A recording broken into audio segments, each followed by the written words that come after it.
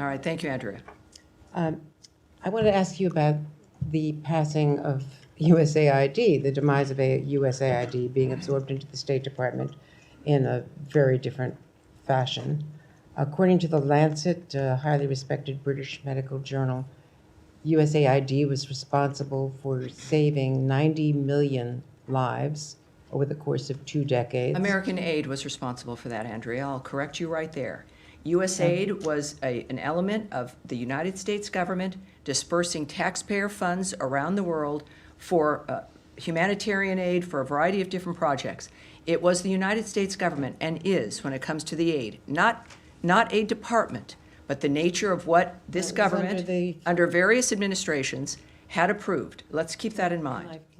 Can I continue? Yes, please do. But I wanted, it's something worth correcting. And former President Bush, who was responsible for PEPFAR, with bipartisan majorities in Congress for years, suggested that the saving of 25 million lives from antiretroviral drugs on HIV/AIDS as well as tuberculosis is something that the USAID staff, because he sent this to the USAID staff in a video, and he said that you should be proud of it and God bless you all for what you did. So I just want to ask you about how it is going to be reconstituted, because the secretary's writing on Substack describes it as wasteful and not fulfilling U.S. goals in broad categories. And it's contrary to what Republicans and Democrats have said in Congress for years. Yes, it is, inevitably, it grew into something that was beyond what it was meant to do. There's clearly some very good options and aid that was delivered, and that aid was maintained. But what we found was something that was unacceptable. We've been discussing this transparently from the beginning of the Trump administration and Secretary Rubio's State Department, that this, and I guess I'll have to repeat, that there is the past, things that happened in the past, certainly aid that went out that was beneficial, that has been maintained, and other aid that was not in line with America's priorities or what certainly the Trump administration and the Rubio State Department felt was appropriate. So they've taken action in that regard. It is also what I've said repeatedly, is even though the mechanism has changed because it grew unable to function in a manner where even auditing was something that was easy to do. There was a refusal to allow an auditing at the beginning of this administration. There was a sense that it was some independent organization, not something associated with the United States government. All of that is absurd. It led to, yes, a dramatic action to look at and to review and to audit the entity. We've done that. A great deal of aid has remained. A great deal has been suspended or cut entirely.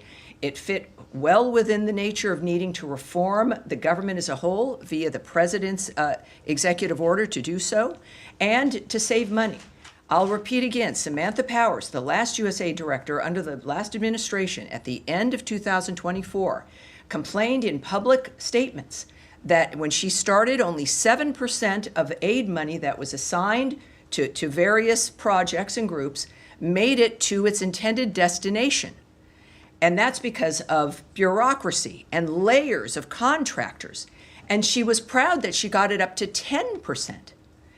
All of us would agree that that's unacceptable.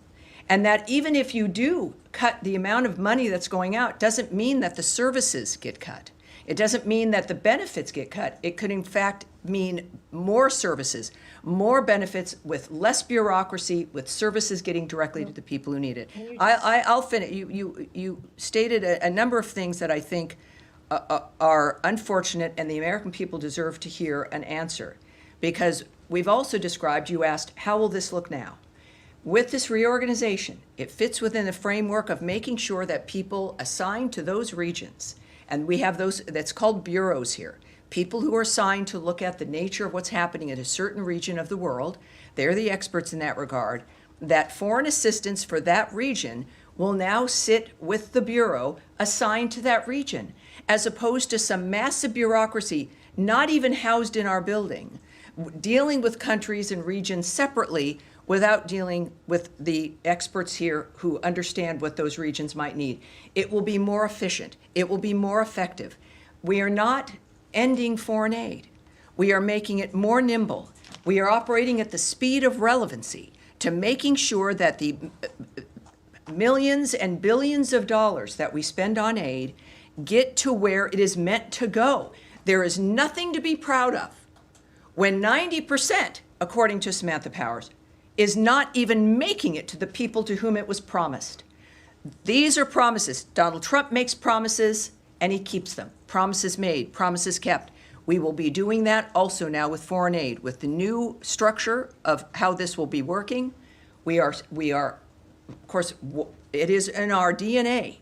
We exist in large part because of the nature of what America stands for as a beacon of hope for the future for the world. We've died on that principle.